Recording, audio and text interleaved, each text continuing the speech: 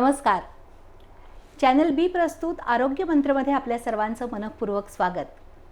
Ranganath hospital Kolhapur आणि Gokul IVF सेंटरचे संचालक डॉक्टर प्रवीण हेंद्रे हे आपल्यासोबत आहेत आणि आपण गेले कित्येक दिवस कित्येक आठवडे या संपूर्ण एका शरीराविषयीची माहिती करून घेत आहोत.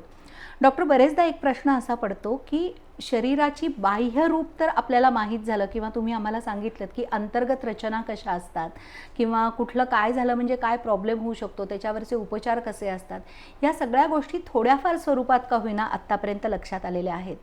पण आत्तापर्यंतच्या संपूर्ण मुलाखतींमध्ये एक शब्द तुमच्या तोंडून सातत्यानं वारंवार येत होता, तो म्हणजे की लॅप्रोस्कोपी, म्हणजे थोडक्यात आत जाऊन बघायचं. तर याबद्दल खूप उत्सुकता आहे की लॅप्रोस्कोपी म्हणजे नेमकं काय आणि हे संपूर्ण कार्य कसं चालतं ह्याचं. नाही, आता खरं सांगायचं तर म्हणजे शस्त्रक्रिया ही त्याचा इतिहास जर आपल्या भारतीय शास्त्रामध्ये जर बघितला तर सुश्रुतांनी म्हणजे फार म्हणजे पूर्व काळापासून म्हणजे त्यांनी शस्त्रक्रिया केलेली, प्लॅस्टिक सर्जरी केलेली ही आपल्याला माहीत आहे. परंतु मनुष्याचा मेंदू जो आहे ना हा शांत बसत नाही. त्याला म्हणजे विश्वात कुठे काय चाललंय, म्हणजे चंद्राकडे जायला बघतात, तसंच किंवा भूगर्भात काय चाललंय हे सुद्धा त्यांच्या उत्सुकता असते.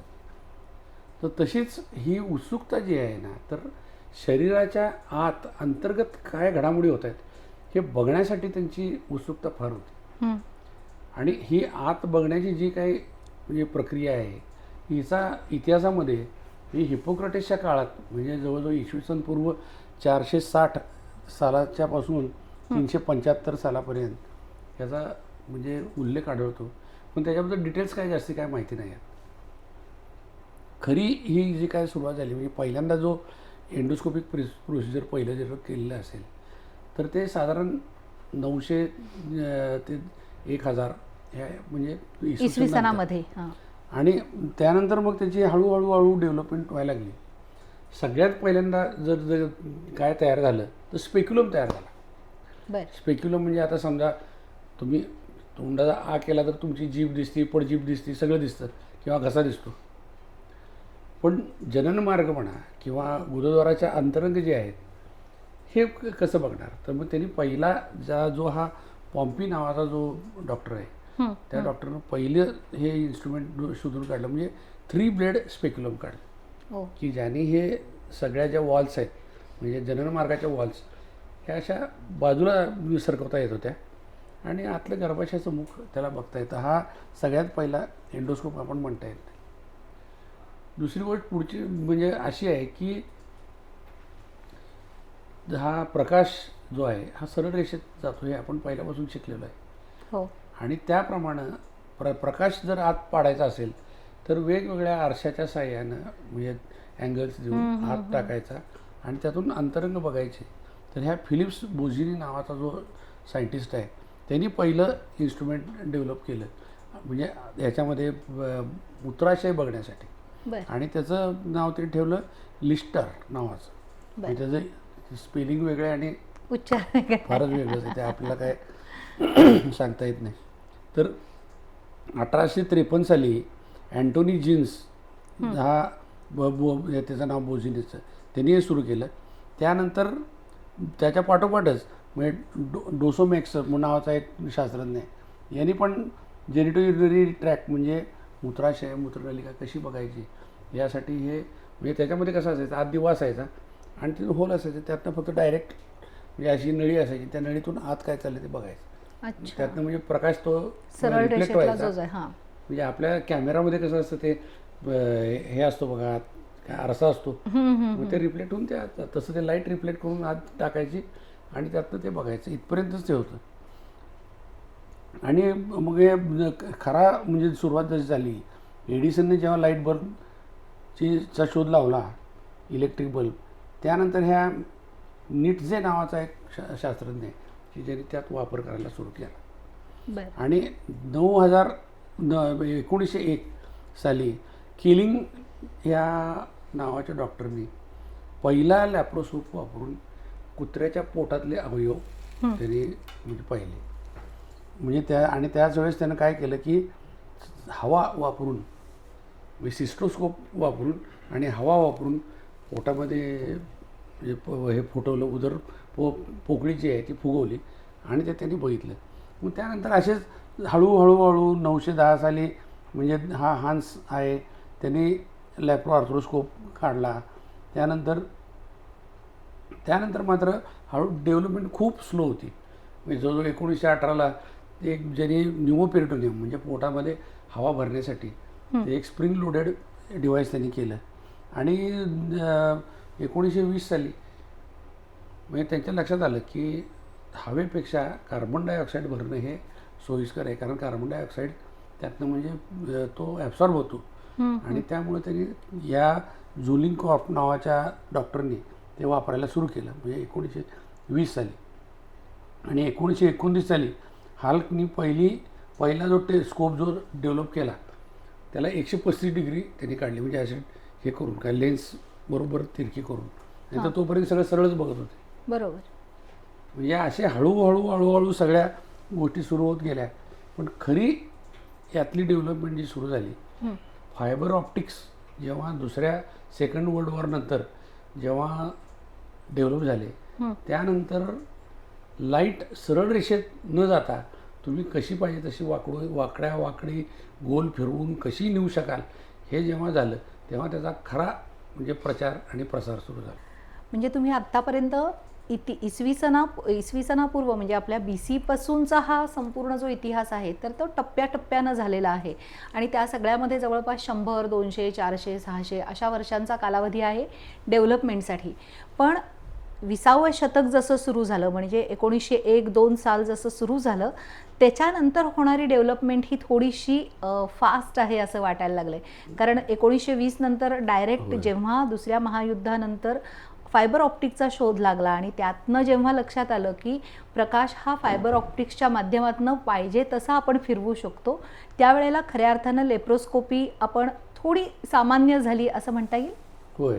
तर म्हणजे लाईट जो आपण पहिल्यांदा टाकून सरळ रेषेतच पाहू शकत होतो, बरोबर, ते आता लाईट कुठेही बाजूला ठेवू शकतात आणि तिथून मग ह्या फायबर ऑप्टिकच्या सहाय्यानं तो लाईट ह्या टेलिस्कोपला जोडला जायचा. पण तरीसुद्धा टेलिस्कोपमध्ये क्लॅरिटी एवढी येऊ शकत नव्हती.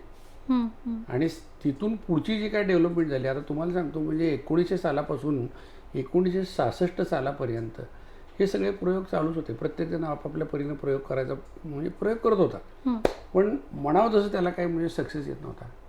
आणि 1966 साली रॉड लेन्स डेव्हलप झाल्या. बरं. हॉपकिन्स नावाच्या शास्त्रज्ञांना रॉड लेन्स. कारण आणि दुसरी गोष्ट काय माहिती आहे का, की वैद्यकीय शास्त्राची डेव्हलपमेंट कधी होत असताना इतर सायन्स जे आहेत म्हणजे फिजिक्स, केमिस्ट्री असेल किंवा ह्या सगळ्या गोष्टी जशा डेव्हलप होत जातील तसं त्याचं ॲप्लिकेशन मेडिकल सायन्समध्ये हे होत गेलं. एवढंच नाही तर हे ॲप्लिकेशन जे आहे म्हणजे समजा तुमचं फोटोग्राफी जे आहे, म्हणजे फोटोग्राफी म्हणजे एरियल फोटोग्राफी जे वॉरसाठी जी काय वापरली जात होती त्यातनं काही गोष्टी घेऊन मेडिकल सायन्समध्ये म्हणजे त्याचा लॅप्रोस्कोपसाठी वापर करता आला. इतकी सगळ्यात म्हणजे महत्त्वाचा जो काय शोध आहे, पाणबुडीमध्ये जे काय सोनार इक्विपमेंट होतं त्याचं प्रिन्सिपल वापरून सोनोग्राफी सुरू झाली. म्हणजे सायन्स जे आहे म्हणजे फिजिक्स एका बाजूला डेव्हलप होत होतं आणि त्यातल्या काही गोष्टी म्हणजे सायंटिस्ट मेडिकल शास्त्रासाठी वापरून म्हणजे सगळ्या ह्या मानवाच्या जीवनाला सुखमय करण्यासाठी त्याचा वापर कसा करता येईल, उपयोग कसा करता येईल याच्यावर त्यांचं लक्ष केंद्रित होतं. आणि यातूनच या सगळ्या गोष्टी हळूहळू घडत होत्या. आणि पहिली गोष्ट झाली ती पहिल्यांदा तर आपल्याला फायबर ऑप्टिक झालं होतं. आता रॉड लेन्स आल्यावर मात्र त्या आतले अवयव जे आहेत हे क्लिअर दिसायला लागले, म्हणजे जसेच्या तसे दिसायला लागले. म्हणजे तुम्ही लाईट आत टाकू शकताय. रॉड लेन्स वापरून टेलिस्कोप तयार केलेला आहे.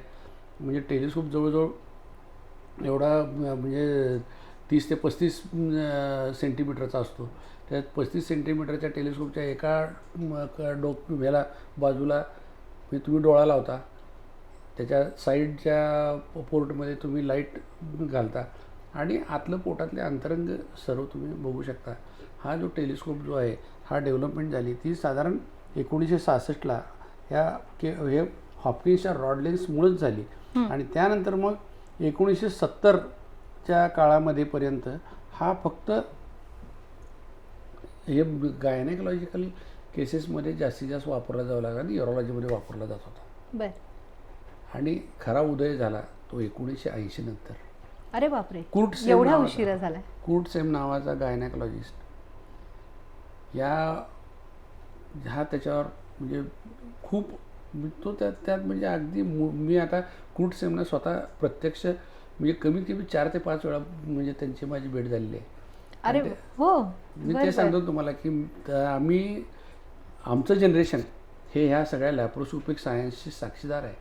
म्हणजे हे डेव्हलपमेंटची सुरुवात कधी झाली तर 1980 सालापासून त्यांनी त्यात डोकं घातलं आणि 1983ला त्यांनी पहिली ॲपेंडिसेक्टमीची सर्जरी केली. हा 1983ला. हो. कुर्टसेम हा जर्मनीमधले डॉक्टर होते, म्हणजे गायनेकॉलॉजिस्ट, स्त्री रोगतज्ञ. म्हणजे पहिली लॅप्रोस्कोपिक सर्जिकल प्रोसिजर जर कुणी केली असेल तर कुर्टसेम नावाच्या स्त्रीरोगतज्ञाने केली. आणि त्यांनी ती सगळ्या बाकीच्या डॉक्टर्सना आणि फॅकल्टीला बघायला बोलवलं. मग सुरुवातीला त्यांनी जेव्हा म्हणजे पाहिलं तर तेव्हा म्हणजे त्यांना वाटलं हे काय करतो आहे, हा काहीतरी वेडेपणा करायला लागला आहे. म्हणून ॲक्च्युली सर्जिकल जे हे होते म्हणजे असोसिएशनचे मुख्य होते जर्मनीच्या, त्यांनी तर मेडिकल त्यांची जसं आमच्याकडं MCI आहे तसं त्याला पत्र लिहून कळवलं होतं की ह्याचं रजिस्ट्रेशन कॅन्सल करा कारण हा काहीतरी वेडेपणा करायला लागला आहे. सर, तुम्ही सांगताय हा किस्सा इतका इंटरेस्टिंग आहे, पण आत्ता वेळ झालेली आहे एका छोट्याशा ब्रेकनंतर नेमकं काय झालं याबद्दल आपण ऐकूया. आरोग्य संवर्धन आणि विविध आजारांविषयी जनजागृती करणारा चॅनल B चा कार्यक्रम आरोग्य मंत्र. आजाराची लक्षणं, खबरदारी आणि उपचार पद्धती याबद्दल माहिती मिळेल तज्ज्ञ आणि अनुभवी डॉक्टरांकडून. आरोग्य मंत्र मध्ये पहा रंगनाथ हॉस्पिटलचे स्त्रीरोग तज्ज्ञ डॉक्टर प्रवीण हेंद्रे यांना. या कार्यक्रमात आपण त्यांच्याशी IVF म्हणजे काय, संतुलित आहार कसा असला पाहिजे, फायब्रॉइड म्हणजे काय, 2 सीझर झाले तर रिस्क नेमकी कोणती असते, लहानपणापासून मुलींची वाढ होत असताना त्यांच्या आरोग्याची काळजी कशी घ्यायची या सर्वांविषयी संपूर्ण माहिती. आरोग्य मंत्र दर शनिवार सायंकाळी 7:30 वाजता 532 क्रमांकाच्या B चॅनलवर. ब्रेकनंतर पुन्हा एकदा आरोग्य मंत्रमध्ये आपल्या सर्वांचं मनपूर्वक स्वागत. डॉक्टर, तुम्ही सांगत होतात की कुर्टसेम यांनी पहिली जी लेप्रोस्कोपी वापरून सर्जरी केली आणि त्याबद्दल त्यांनी पत्र पाठवलं की हा माझा सगळा प्रबंध आहे आणि हे मी काम केलेलं आहे. आणि त्याबद्दल तुम्ही सांगत होतात की त्यांना यांची प्रॅक्टिस बंद करा असं सांगण्यात आलं. रजिस्ट्रेशन त्यांचं कॅन्सल करा, त्यांची सनद कॅन्सल करा म्हणून त्यांना पत्र दिलं होतं.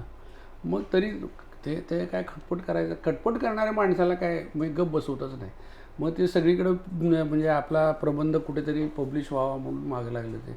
पण शेवटी अमेरिकेतल्या एका इन्फर्टिलिटीच्या ह्याच्यामध्ये जर्नलमध्ये हे पहिल्यांदा 1987ला जगापुढं आलं. म्हणजे त्यांनी ऑपरेशन केलं 1983ला, पण ते पब्लिश 1987पर्यंत झालं नव्हतं. 1987ला कुर्टसेमचं ॲपेंडिसेक्टॉमी ही लॅप्रोस्कोपीद्वारे करता येऊ शकते हे जगापुढं आलं. आणि त्याच्यानंतर मात्र इतका वेग घेतला आहे की आता म्हणजे त्याला थांबवणं शक्यच नाही. कारण म्हणजे तो म्हणजे पिढ्यानपिढ्या जे काही शस्त्रक्रिया, ओपन शस्त्रक्रिया चाललेली होती त्याच्यामध्ये आमूलाग्र बदल झालेत. अगदी बरोबर. अगदी मी तुम्हाला सांगतो, थायरॉइडच्या मागचे जे पॅराथायरॉइड आहे ते सुद्धा एंडोस्कोपीद्वारे आता म्हणजे काढायची शस्त्रक्रिया डेव्हलप झाली. कित्येक तरी म्हणजे मेंदूच्या आतल्या सर्जरी, स्पाईनच्या सर्जरी, मग नंतर पोटाच्या तर आहेत, इवन छातीमधल्या सर्जरीज म्हणजे छातीमधल्या अन्ननलिकेवरच्या सर्जरी, ह्या सगळ्या सर्जरी म्हणजे आता एंडोस्कोपी किंवा लॅप्रोस्कोपीद्वारे ह्या सगळ्या. आणि सगळ्यात महत्त्वाची म्हणजे आर्थ्रोस्कोपी, ह्या गुडघ्याच्या नंतर वेगवेगळ्या सांध्यांच्या ह्या ज्या काही सर्जरी आहेत ह्यासुद्धा त्यानंतरच सगळ्या डेव्हलप व्हायला लागल्या. म्हणजे रॉड लेन्स जोपर्यंत डेव्हलप झालेल्या नव्हत्या, जोपर्यंत ह्या म्हणजे फायबर ऑप्टिक चांगलं डेव्हलप झालं नव्हतं, तोपर्यंत त्याची डेव्हलपमेंट काय होऊ शकत नव्हती. आणि ते झाल्यानंतरच फास्ट झाली. आता सर्जरीमध्ये आपण याच्यावर चर्चा केलेलीच आहे की सर्जरीमध्ये 2 प्रकार आहेत. एक म्हणजे अवलोकन, म्हणजे तुम्ही आज काय फक्त बघायचं काय चाललंय, तुम्ही बसलाय, वा चांगलं आहे असं, ही पाहणी केली, टेहळणी. थोडक्यात. आणि दुसरी गोष्ट म्हणजे त्याच्यावर ॲक्च्युअल शस्त्रक्रिया.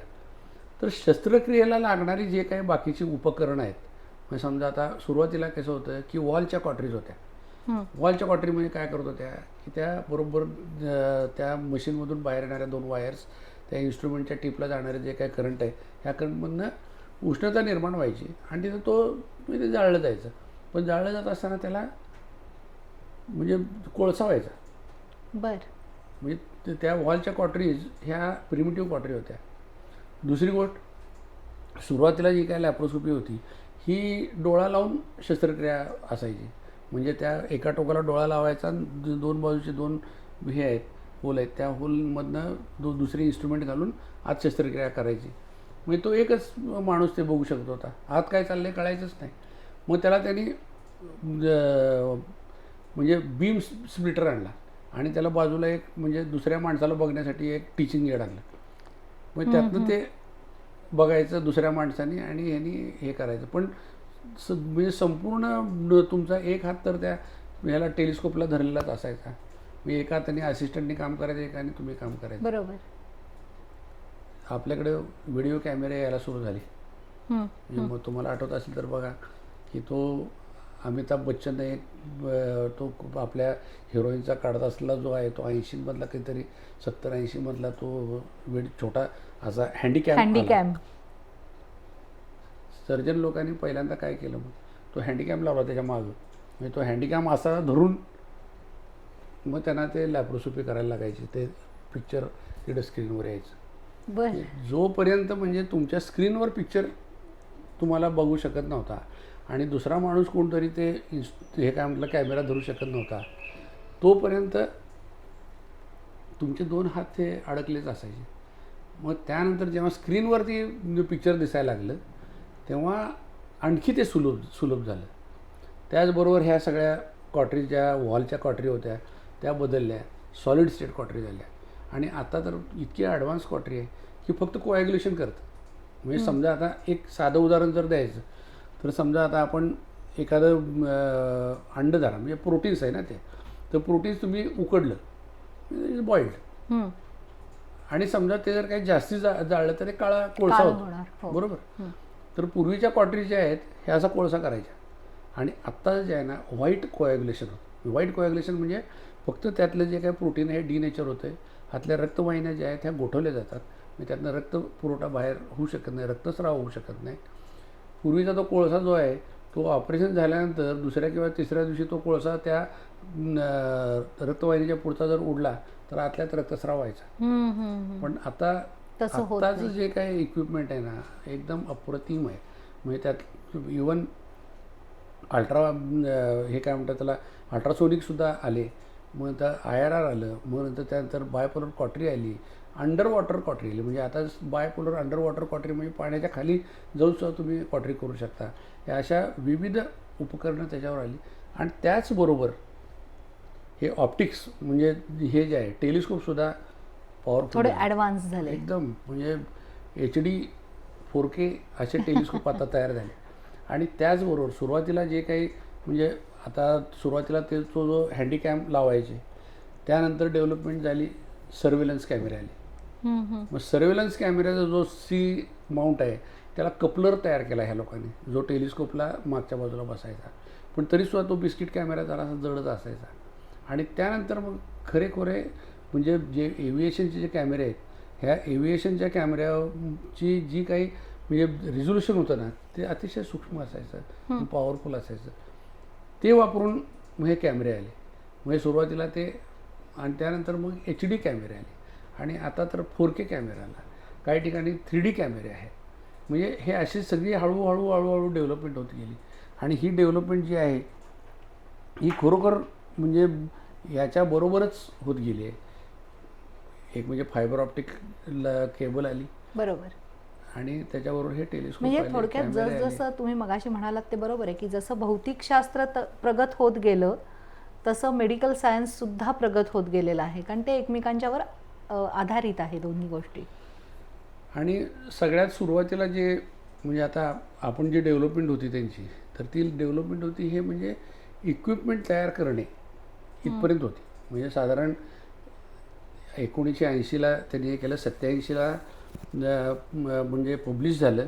87ला मुरे नावाचे जे डॉक्टर आहेत त्यांनी पहिलं पित्ताशयाचं ऑपरेशन केलं एंडोस्कोपीने. एंडोस्कोपिक पहिलं मुरेनं केलं. तर फ्रान्सचे होते. आणि त्यानंतर मात्र 1987 नंतर 1989 साली टेम्प्टन उडवाडिया नावाचे मुंबईचे जे आपले डॉक्टर्स आहेत, सगळ्यात फेमस डॉक्टर आहेत, सर्जन आहेत, अगदी म्हणजे पूजनीय मोठे, परवाच त्यांचं म्हणजे देहांत झाला. तर ते आहेत. त्यांनी पहिलं गॉल ब्लॅडर इंडियामध्ये केलं. सायन्स किती फास्ट जातं बघा. म्हणजे 1987ला पब्लिश झालेलं हे काय सर्जरी ही 1989ला ही भारतात आलेली होती. आणि भारतात मग सुरुवातीला ही 1989-90 फक्त पुणे मुंबई इथपर्यंतच होती.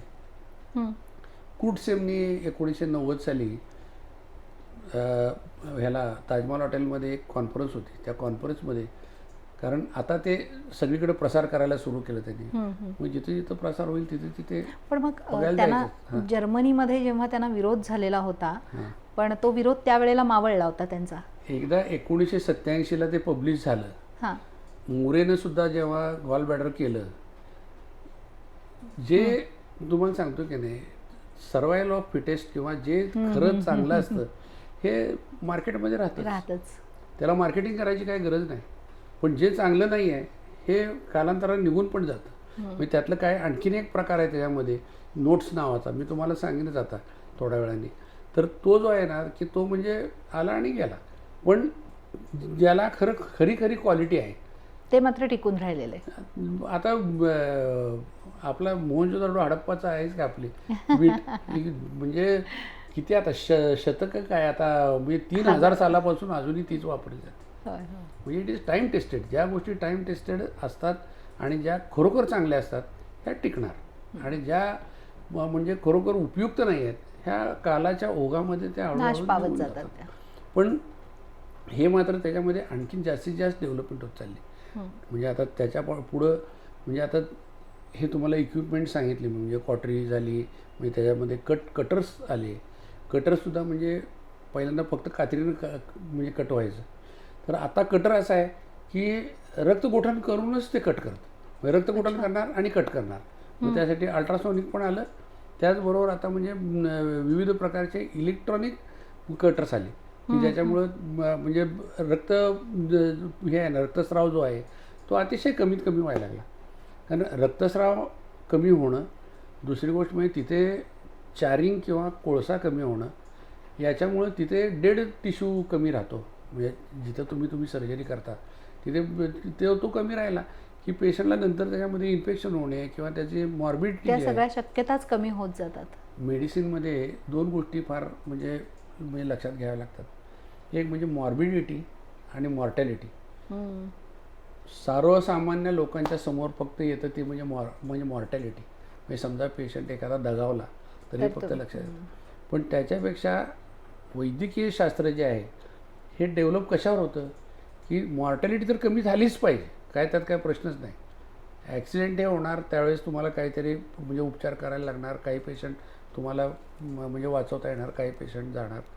परंतु ऑपरेशन केल्यानंतर म्हणजे त्या पेशंटचं पुढचं जीवन जे आहे हे कमीत कमी वेदना व्हाव्यात अशा प्रकारे याचा म्हणजे सगळा शोध करायचा सुरुवात असते. आणि म्हणून त्यांनी काय केलं की चारिंगवाले जे होते ते आता म्हणजे कमी चारिंग होणारं, फक्त कोॲग्युलेट होणारं, डेड टिश्यू कमी होणारं, अशा प्रकारची ती सगळी आयुधं आता सध्या म्हणजे आमच्या याच्यामध्ये भात्यामध्ये त्यांनी आता दिलेली आहेत. आणि त्यामुळं आणि त्याच्या पुढचा जो आहे त्या पुढचा भाग म्हणजे हा म्हणजे रोबोटिक सर्जरी. तर रोबोटिक सर्जरीमध्ये कसं, आता तुम्ही हाताने जी सर्जरी करता ती आणि लॅप्रोस्कोपिक सर्जरी हे दोन्हीचा मिलाफ करून त्यांनी केलेला आहे. म्हणजे ज्या गोष्टी तुम्हाला लॅप्रोस्कोपीद्वारे करता येत नाहीत, कारण त्याची इन्स्ट्रुमेंट अशी सरळ असतात किंवा फक्त तोडगी वाकवता येतात, अशी सोडून अगदी डेप्थमध्ये जाऊन म्हणजे ज्या हाताने आपण हालचाली करू शकतो त्या हालचाली आणि लॅप्रोस्कोप असा कंबाईन करून हा त्यांनी रोबोटिक सर्जरीचा शोध लावला. आणि तो आता सध्या हळूहळू डेव्हलप होत आहे, कारण अजूनही ते आपल्या आवाक्यात आलेलं नाही. जेव्हा आवाक्यात येईल तेव्हा ते पण चांगलं डेव्हलप होईल. नक्कीच. सर, खरं तर विषय हा इतका सुंदर आहे. मला असं वाटतं आहे की हे एका भागात पुरेसं होईल असं नाही. आणि दुसरी गोष्ट म्हणजे की तुम्ही लेप्रोस्कोपीकडं कसे वळलात, काय वळलात, ह्याबद्दलसुद्धा ऐकायला आम्ही खूप उत्सुक आहोत, इच्छुक आहोत. कसं असतं ना मंडळी, की जेव्हा एखादं शास्त्र प्रगत होत जातं तेव्हा त्याचा बहुअंगी विकास होत असतो. एकाच दिशेनं ते कधी जात नसतं. सरांनी सांगितल्याप्रमाणे की याच्यामध्ये भौतिकशास्त्र, रसायनशास्त्र, जीवशास्त्र हे सगळे एकत्रित जेव्हा आले तेव्हा त्याचा विस्तार चांगल्या अर्थानं झाला आणि मनुष्याला जास्तीत जास्त सुकरता कशी मिळेल याबद्दलचा हा संपूर्ण खटाटोप होता. मला असं वाटतं की लेप्रोस्कोपी हा एक विषय असा आहे की ज्यामुळं माणसाचं जे काही वेदना आहेत तर त्या कमीत कमी वेदनांच्यामध्ये जास्तीत जास्त तुम्हाला तुमचा त्रास कमी करावा यासाठीचं हे एक आयुध आहे. आणि याच विषयी पुढच्या भागामध्ये पण आपण बोलणार आहोत. पण आत्ता मात्र इथंच थांबतोय. नमस्कार.